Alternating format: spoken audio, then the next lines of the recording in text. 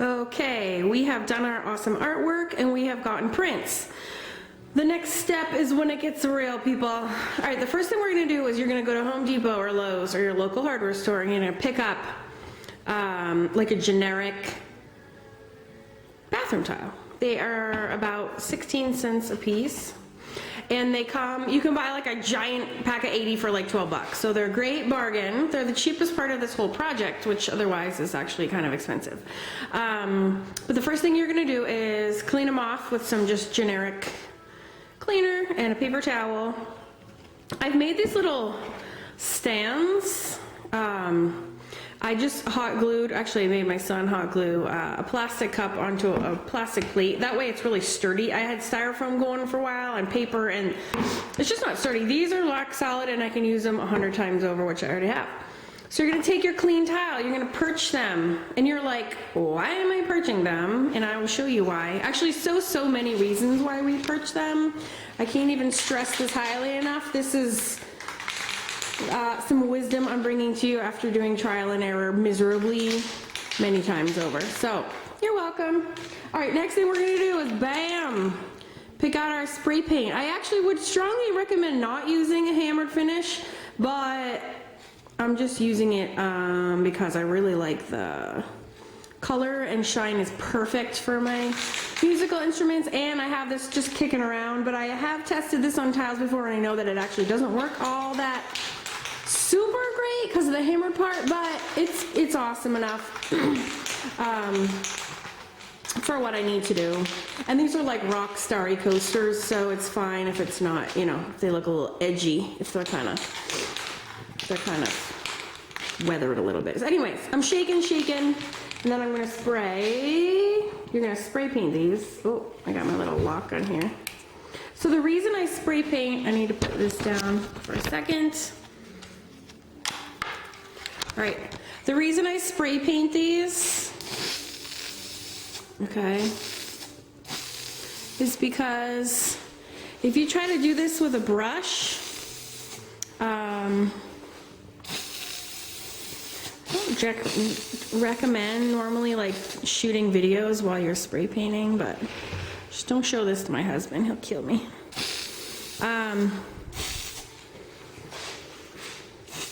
The reason I spray paint and I don't brush is I don't want brush marks on my tiles. It's like really hard to make them all perfect. So you get the idea. You do a light spray on all your tiles.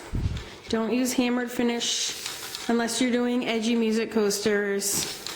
Just use regular spray paint. I have literally used every spray paint in the world. I'm gonna go show you our messy basement, but just to show you. Sorry, it's my garage. I've used metallic, Rust-Oleum, I've used whatever this is, I've used Valspar, I've used, look at all these. These are all different. Primer, Rust-Oleum, I think I have some. Okay, I've used all of these for all my different coasters I make. I have a couple different brands in here too. Honest to God, it doesn't matter. Just use whatever you want. I've used everything from $2 spray paints to like $9 spray paints. It doesn't really seem to matter. So finish spray painting these and let them dry, and then I'll go to the next step.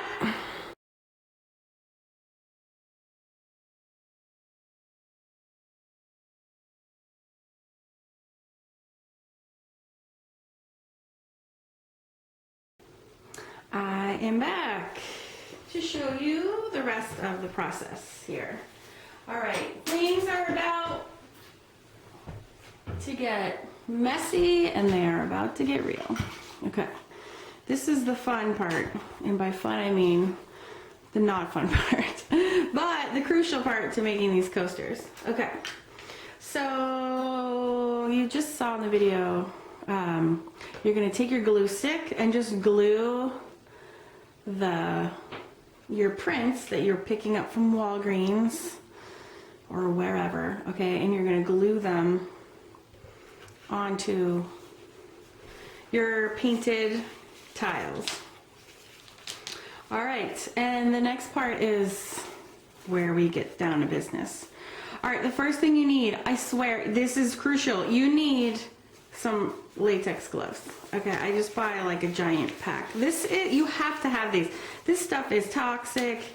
It's noxious. It doesn't smell actually that bad, but it's not good at all for your skin. Look at the first aid warnings are like large, includes things like vomiting and solvents and stuff like that. So we're just gonna wear some gloves.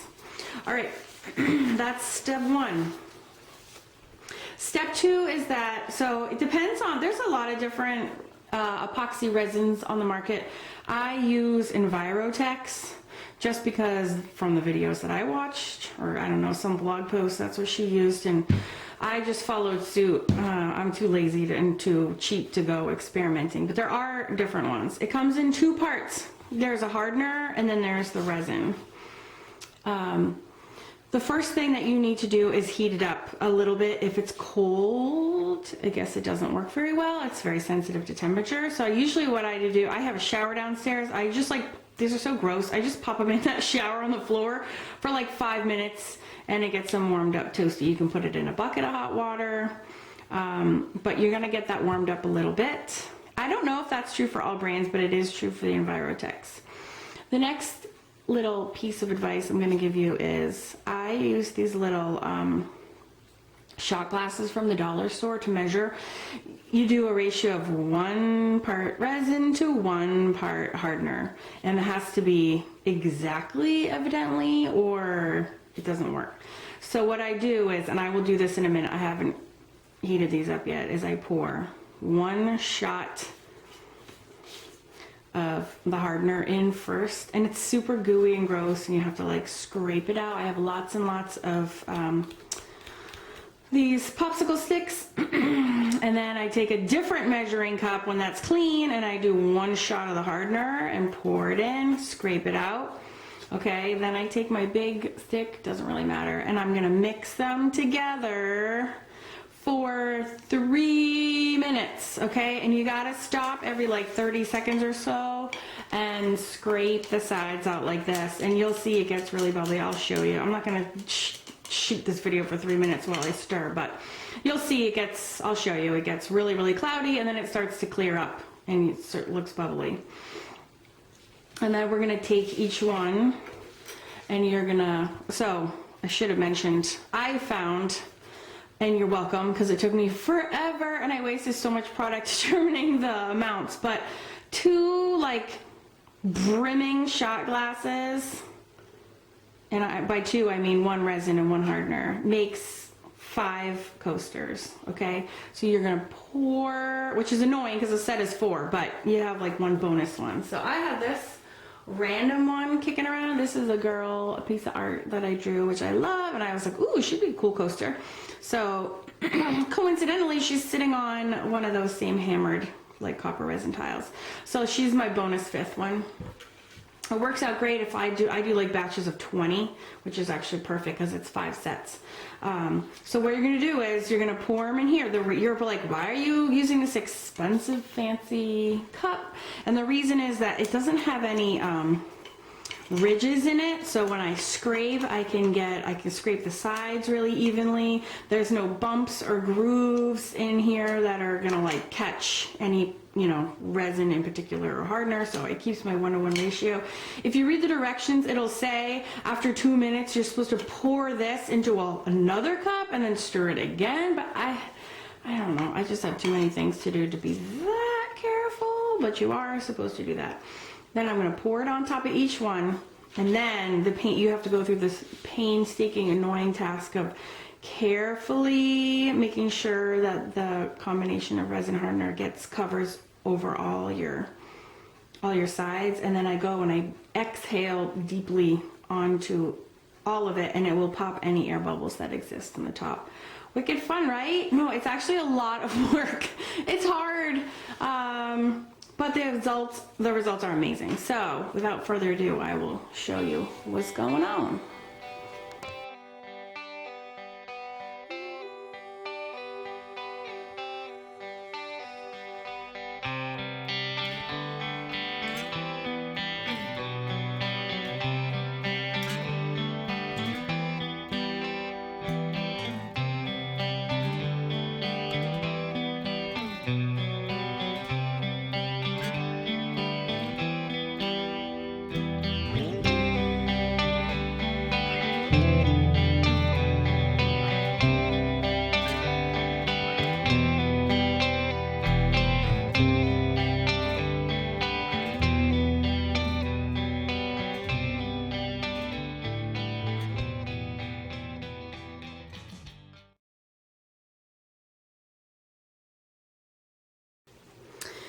All right, so last little bits of this project. Okay, so these are these coasters that I just prepped. Now, this is where these little stands come in so handy dandy, because see, if you look under here, see these drips forming? All right, those little bastards, if you don't wipe them away, dry, rock solid. See, right now they're wet, but they do, and they cures pretty quick. Well, quick and slow. This will harden to the touch in about 2 hours. This will become unscrapable.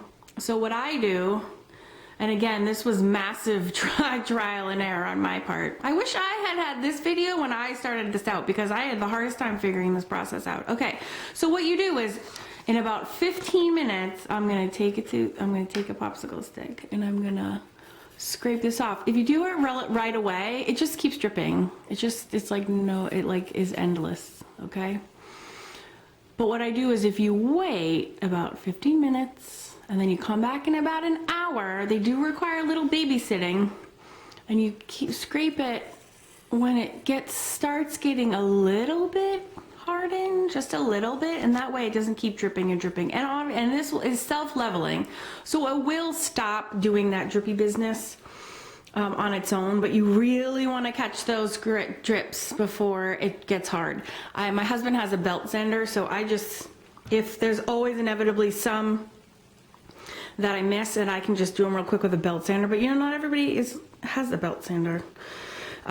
You also want to go back and check. You see these little bubbles right there? I don't know if it's picking up. See, there's bubbles? I have to come in and exhale on them, and they pop and they go right away. But those, you have to do that when it's kind of wet. Okay, see on this one, there's some bubbles in this corner. See that? So I'm going to go ahead and blow on them. Sorry, awkward camera work. And look, they're gone. This project is hard for me because I'm not a detail-oriented person, so this takes a lot of training for me to do that. All right, so these will be a beautiful coaster set when they're done. At least I think they'll be beautiful. 2 things I forgot to mention. One is, when you're doing this, you need a plastic sheet down on your table, because that stuff is nasty. It drips. It's cool if you drip some of the hardened stuff on your table, because it will dry to like a stone, but then you have all these bumps on your table. So I totally ruined my drop cloth. Not that it's like in good condition, but the first one I had down, I got ruined from this goopy stuff. The last step of this whole process, thank goodness. Okay, so I have this little drying station. The other thing is that if you get any floaties, if you kick up your fan, this one is dried, they'll settle down into the resin. So I make this little, here's another one, these little coaster drying stations. Now, I have a neighbor who was getting rid of this thing and gave these to me for free, but you could just put it on a shelf somewhere. You could even put these like in a shoebox. You could put them high up on a shelf. Just don't kick your fan on, because it uploads the dust. All right, so you just want them to be drying in a safe place away from kicked up particles, cat fur, that kind of thing. And then the very last step, all these, I have wine glasses. I have my favorite ones are these, which are not the favorite of others, but they're my personal favorites, so there. I like to take my drawings and the ones that I posted on Instagram, and I get the prints made, and then I love to make coasters. They're so fun. It's a very unique gift. I have a coffee set. I have 14 cocktails that you can buy, and all of this is on Etsy. I have a white wine glass set. I have a red wine glass set. So anyways, now I have a music set. So the last thing we need to do is we need to put some felt feet on these suckers, because they will mark up your table. So I just buy these. This was my best find ever, was the sticky back felt. This is so sticky. Like, as soon as you put it on the back of your coasters, you cannot even peel them off. So I use a paper cutter, and I make them into nice, even squares, and I put them on as feet. And then look at that, you're kind of ready to rock and roll. I actually prefer doing it this way, which again, trial and error, you're welcome. Oh my gosh, this project is crazy hard. I actually inset them a little bit, that way when you stack them, see when I stack these I can see the feet. And I don't really like that as much as when you stack these, you don't really see the feet as much.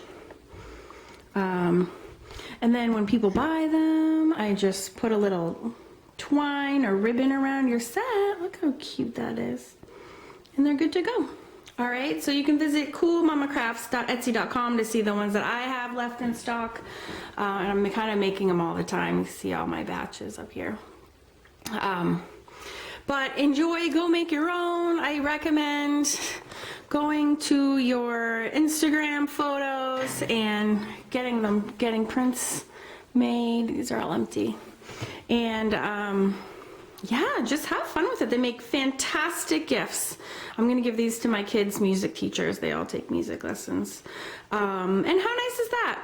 So much more thoughtful than a store-bought gift. So good luck. You can leave me comments if you have questions or questions in the comment section, or you can email me at coolmamacampbell@gmail.com. Yeah, Merry Christmas, everybody. I will see you soon. Bye.